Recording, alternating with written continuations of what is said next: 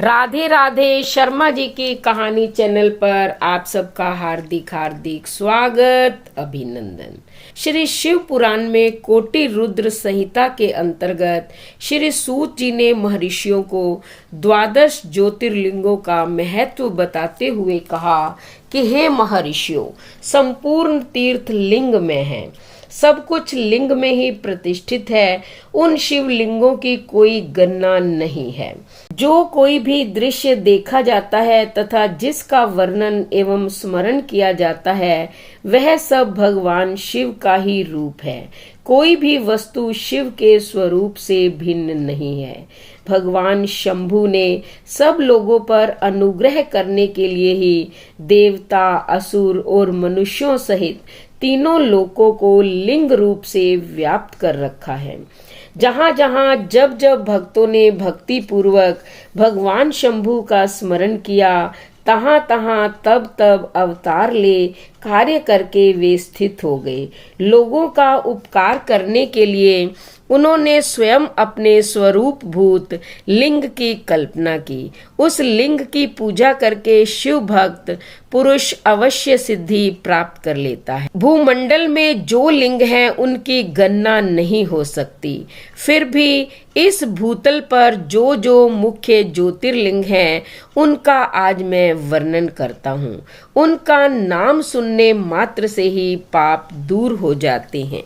सोमनाथ। सोमनाथ ज्योतिर्लिंग गुजरात के सौराष्ट्र क्षेत्र में स्थित है।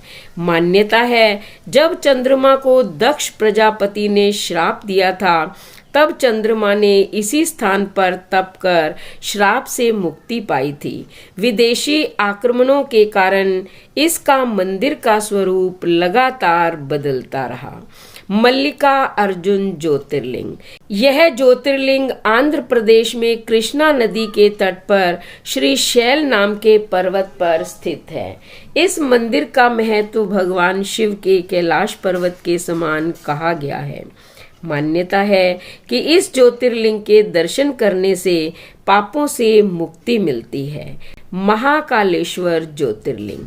यह ज्योतिर्लिंग मध्य प्रदेश के उज्जैन में है। इसकी विशेषता है कि ये एकमात्र दक्षिण मुखी ज्योतिर्लिंग है। यहाँ प्रतिदिन सुबह की जाने वाली भस्म आरती विश्व भर में प्रसिद्ध है। उज्जैन के लोग भगवान महाकाल को ही अपना राजा मानते हैं। ओंकारेश्वर ज्योतिर्लिंग। यह ज्योतिर्लिंग मध्य प्रदेश के प्रसिद्ध शहर इंदौर के समीप है। जिस स्थान पर यह ज्योतिर्लिंग स्थित है, वहां नर्मदा नदी बहती है और पहाड़ी के चारों ओर नदी बहने से यहाँ ओम का आकार बनता है। इसलिए इसे ओंकारेश्वर के नाम से जाना जाता है। वैद्यनाथ ज्योतिर्लिंग। वैद्यनाथ ज्योतिर्लिंग झारखंड के देवघर जिले में है। धर्म ग्रंथों के अनुसार इस ज्योतिर्लिंग की स्थापना रावण ने की थी। जहाँ पर यह मंदिर स्थित है, उस स्थान को देवघर अथवा देवताओं का घर कहते हैं। इस ज्योतिर्लिंग को कामना लिंग भी कहते हैं। भीमा शंकर ज्योतिर्लिंग। भीमा शंकर ज्योतिर्लिंग महाराष्ट्र के पुणे जिले में सह्याद्री नामक पर्वत पर है। इसे मोटेश्वर महादेव के नाम से भी जाना जाता है। मान्यता है, जो भक्त प्रतिदिन सूर्य निकलने के बाद यहाँ के दर्शन करता है, उसके सभी पाप दूर हो जाते हैं। विश्वनाथ ज्योतिर्लिंग। यह ज्योतिर्लिंग उत्तर प्रदेश के काशी में है। काशी सभी धर्म स्थलों में सबसे अधिक महत्व रखती है। मान्यता है कि प्रलय आने पर भगवान शिव इस स्थान को अपने त्रिशूल पर धारण कर लेंगे और प्रलय के बाद काशी को उसके स्थान पर रख देंगे। त्र्यंबकेश्वर ज्योतिर्लिंग। यह ज्योतिर्लिंग महाराष्ट्र के नासिक जिले में स्थित है। भगवान शिव का एक नाम त्र्यंबकेश्वर भी है। कहा जाता है कि भगवान शिव को गौतम ऋषि और गोदावरी नदी के आग्रह पर यहाँ ज्योतिर्लिंग रूप में रहना पड़ा। केदारनाथ ज्योतिर्लिंग। यह ज्योतिर्लिंग उत्तराखंड के रुद्रप्रयाग जिले में स्थित है। इस ज्योतिर्लिंग का वर्णन स्कंद एवं शिव पुराण में भी मिलता है। यह तीर्थ भगवान शिव को अत्यंत प्रिय है। जिस प्रकार कैलाश का महत्व है, उसी प्रकार का महत्व शिव जी ने केदार क्षेत्र को भी दिया है।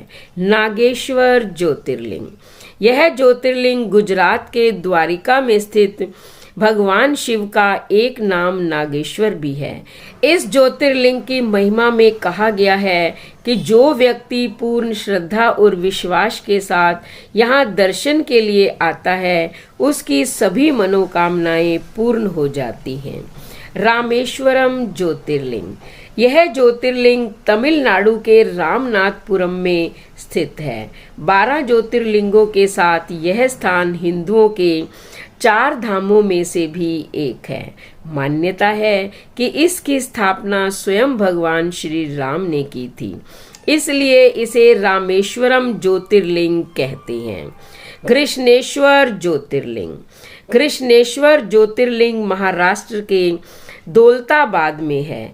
इसे कृष्णेश्वर या घुश्मेश्वर के नाम से भी जाना जाता है। दूर दूर से लोग यहाँ दर्शन के लिए आते हैं और आत्मिक शांति प्राप्त करते हैं। भगवान के 12 ज्योतिर्लिंगों में से यह अंतिम ज्योतिर्लिंग है। जिस जिस मनोरथ को पाने की इच्छा रखकर मनुष्य इन 12 नामों का पाठ करेंगे, वे इस लोक और परलोक में उस मनोरथ को अवश्य प्राप्त करेंगे। जो शुद्ध अंतःकरण वाले पुरुष निष्काम भाव से इन नामों का पाठ करेंगे, उन्हें कभी माता के गर्भ में निवास नहीं करना पड़ेगा। इन सब के पूजन मात्र से इस लोक में समस्त वर्णों के लोगों के दुखों का नाश हो जाता है और परलोक में उन्हें अवश्य मोक्ष प्राप्त होता है। इन 12 ज्योतिर्लिंगों का प्रसाद यत्न पूर्वक ग्रहण करना चाहिए। जो भी व्यक्ति इस प्रसाद को खाता है, ऐसा करने वाले पुरुष के सारे पाप उसी क्षण जलकर भस्म हो जाते हैं। तो आप भी 12 के 12 ज्योतिर्लिंगों का दर्शन करें और फिर जो आपकी मनोकामना है वो भोले बाबा को बताएं। भोले बाबा की कृपा से आपकी सभी इच्छाएं पूर्ण होंगी और दुखों का अंत होगा।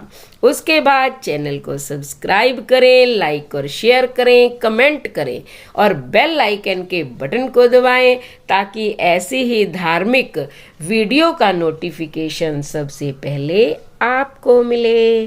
धन्यवाद।